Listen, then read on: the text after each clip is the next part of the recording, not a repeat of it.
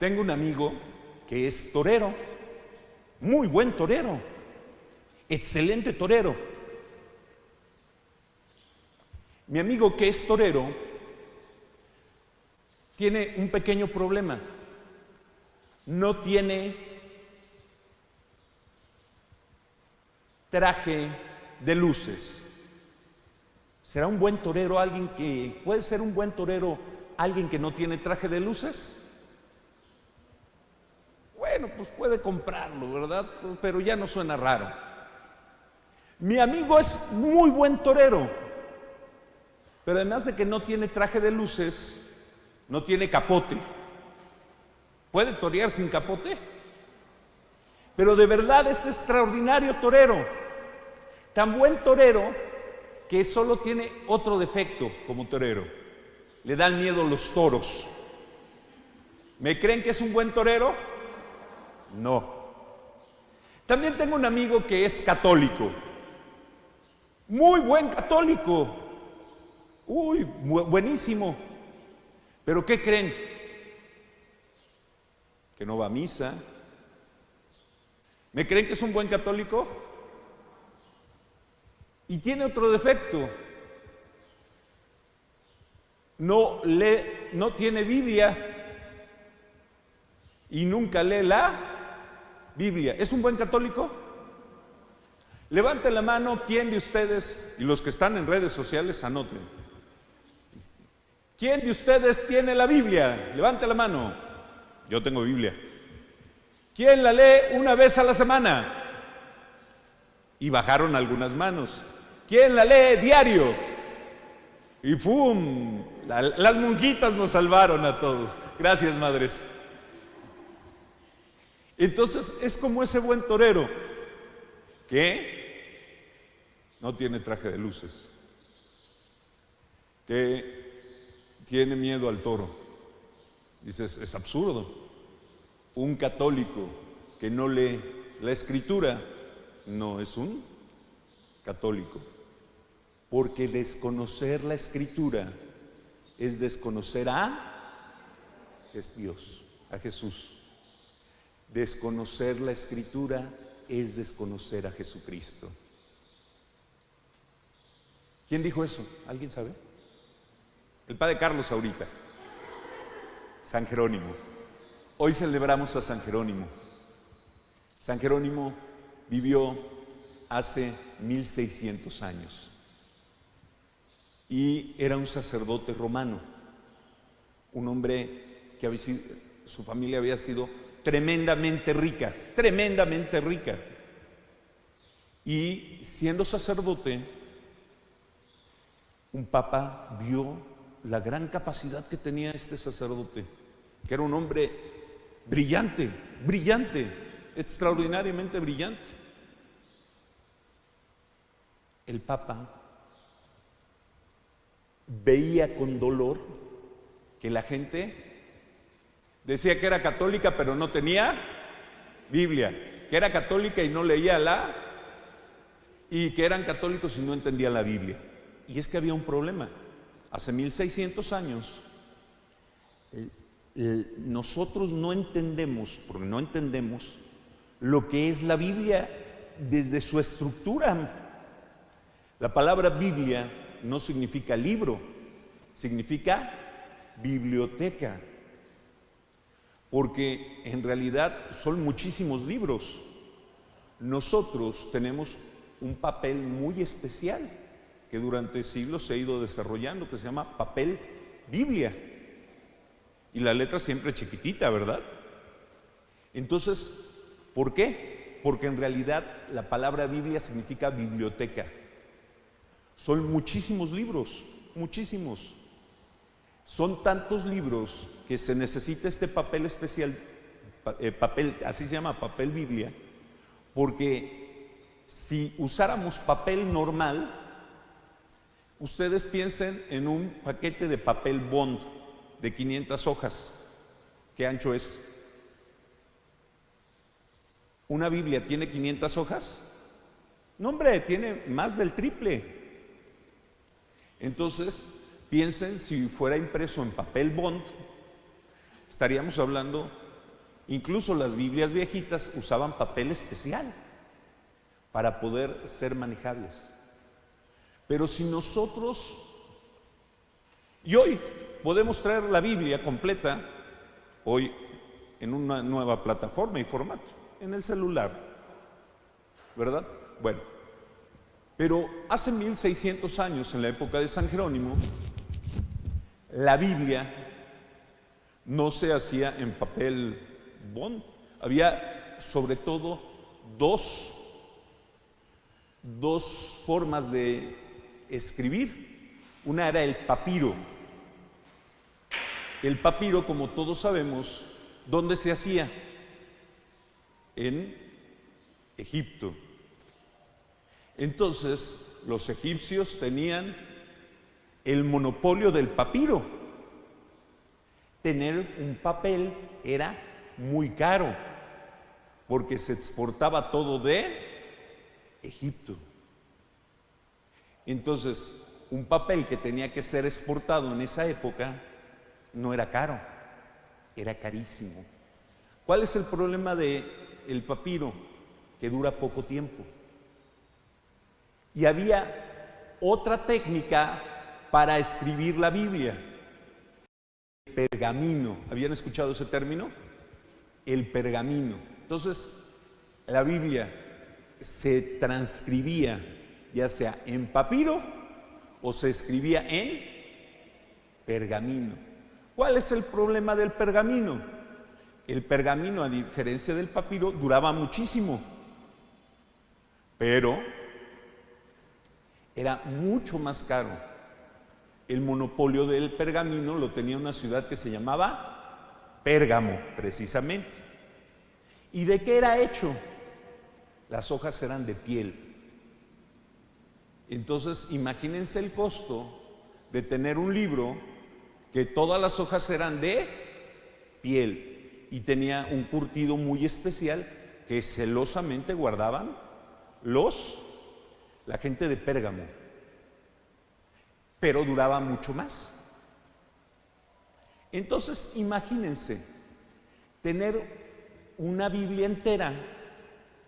Imagínense lo que podían escribir en piel.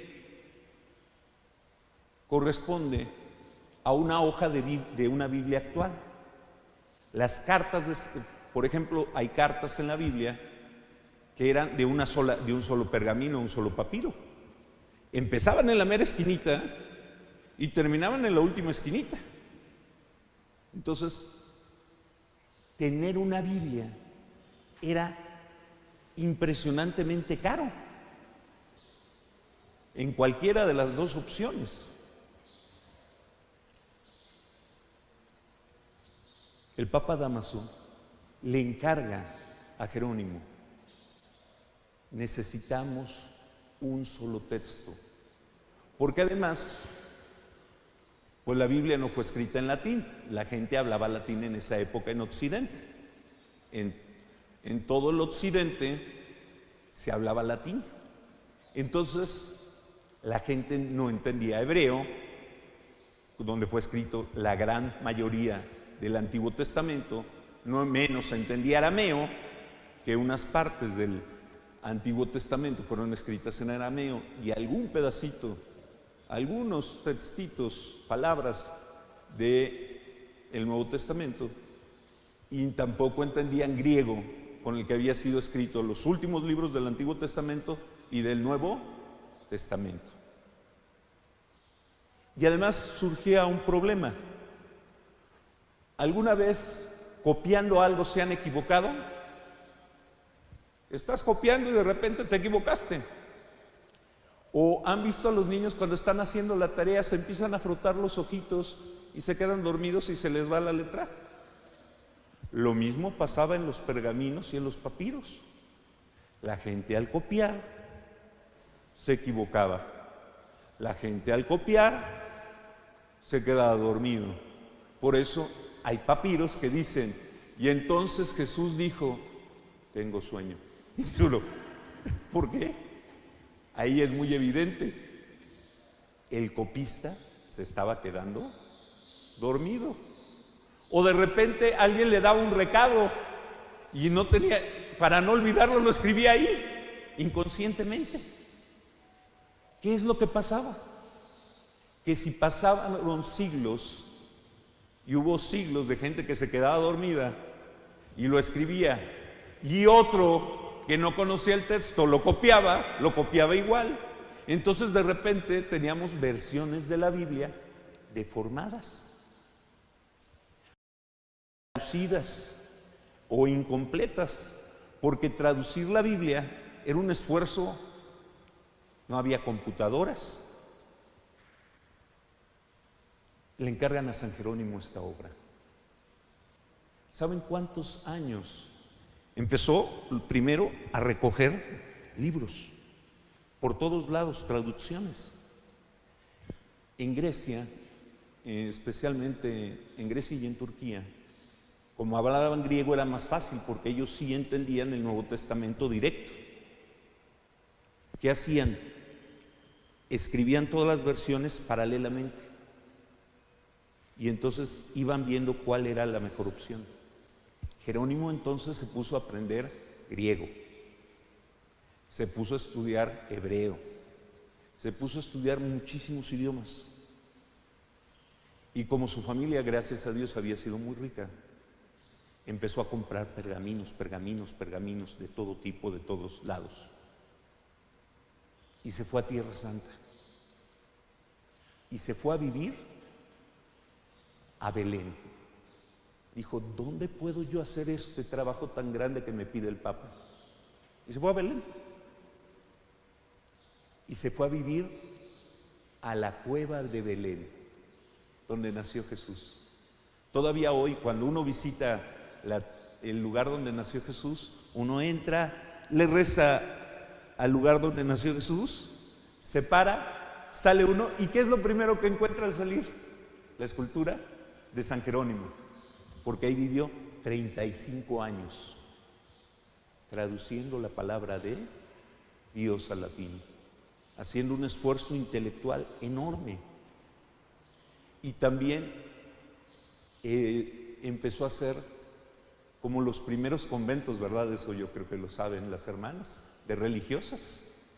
Él fue un gran impulsor de que la mujer conociera la Biblia. Y en esa época las mujeres no podían estudiar, y él las ponía a estudiar la Biblia y aprender idiomas, etc. Un gran impulsor de la escritura. Pero además de ser un traductor, hoy una computadora te puede traducir, pero no se deja tocar el corazón. San Jerónimo se dejó tocar el corazón, porque San Jerónimo era un hombre muy culto, era un hombre muy bueno, pero de muy mal carácter, y siempre estuvo en penitencia. A San Jerónimo siempre lo vas a ver con una Biblia en la mano y con una piedra en la mano, porque sabía que su carácter era durísimo. De repente, y guardamos sus cartas maravillosas, escribía muchas cartas. San Agustín estaba del otro, era contemporáneo de San Agustín. San Agustín estaba en África y entonces desde Asia le mandaba cartas al gran San Agustín. ¿Saben para qué? Para regañarlo. Y dice uno, ¿quién se atrevería a regañar a San Agustín? San Jerónimo. Y le decía, a ti que eres mi padre, porque eres obispo, pero mi hijo, porque eres un niño, esto y eso, pum, pum, pum, pum, y empezaba San Jerónimo. Tenía tanto carácter San Jerónimo. Miren, que a las personas las conocemos por sus mascotitas. ¿Quién tiene un perrito? Tú, algunos. Gatito, pececito, muy bien, tú tienes pececito. ¿Saben cuál era la mascota de San Jerónimo? Y no es broma. O sea, para que se imaginen su carácter, un león. Así. Y así como hay historias de perritos que se morían en la tumba de su amo, el león se murió en la tumba de Jerónimo. Era un hombre de un carácter enorme. Tanto que un papa, un día caminando en el Vaticano, ve a Jerónimo con una piedra. y dice, ay Jerónimo, si no fuera por esa piedra. Porque se daba golpes con la piedra cada vez que hacía una tarugada. Dice, si no fuera por esa piedra nunca hubiera sido canonizado. ¿Cuál es el impacto que tuvo San Jerónimo y su traducción? La traducción de su Biblia se llama Vulgata. Vulgo significa pueblo, la traducción para el pueblo. Durante 1500 años fue la traducción oficial de la Iglesia. Durante 1500 años la Biblia que se escuchaba en las misas fue la que Jerónimo tradujo. Esto tuvo un impacto porque traducciones siempre ha habido muchas, enormes. ¿Por qué? Porque además de, por supuesto, imagínate, es la palabra de Dios que se escuchaba hasta 1968, hasta los 60, en toda la Iglesia Católica. También era la traducción que era el libro más leído. No ha habido libro más, sabemos que la Biblia es el libro más leído, pero de todas las traducciones de la Biblia, la traducción más leída es la de San Jerónimo. ¿Qué significó esto? Hay estudiosos actuales que dicen que el libro, además de religioso, más influyente que es la Biblia, culturalmente, la traducción de San Jerónimo formó el pensamiento de Occidente. ¿Por qué? Cuando pensamos en las imágenes de la escultura del rey David, impresionante, de Miguel Ángel, ¿de dónde leyó Miguel Ángel la vida de David? De la traducción de San Jerónimo. Cuando fue formado el sabio matemático, que además era muy católico, Blas Pascal, ¿qué libro tenían en común durante 1500 años todos los científicos, todos los estudiosos, toda la gente culta, todo el pueblo? La Vulgata. Las imágenes que, por ejemplo, Dante Alighieri narra sobre sus obras en el inconsciente, ¿qué imagen tenían? El de la traducción de San Jerónimo. En el substrato de la civilización occidental, ¿cuál es el único libro que todo mundo leyó durante 1500 años? La Vulgata. Cuando San Francisco Javier se lanzó a Japón y a la India a evangelizar, ¿qué visión de Jesús tenía? ¿Cómo entendía a Jesús? ¿Qué frases se sabía? El de la Vulgata. Todavía nuestros abuelos decían frases de la Vulgata. Va de retro, Satanás. Y a veces ni sabían qué significaba, pero eran frases no de la frase original, sino de la Vulgata. Entonces, religiosamente hablando, pero incluso quienes no son religiosos han sido influidos, quizá inconscientemente, por la Vulgata. Entonces, hoy estamos ante un gigante de la fe, pero también ante un gigante de la cultura de la humanidad. Porque si tú escarbas la formación de los grandes genios durante 1500 años, en algún momento todos ellos, directa o indirectamente, tuvieron contacto con la Vulgata en Occidente. No hay ningún libro que haya sido más leído en esa traducción que la Vulgata. Y la forma de pensar, por eso hay incluso un libro que se llama El Gran Código, o sea, es la Vulgata. Todo Europa y América entendemos el mundo con unos lentes, incluso los que no tienen fe, los lentes de la Vulgata, porque fue el único libro que educó estos dos continentes durante 1500 años. Pero más allá del tema cultural, que es muy importante, es qué importante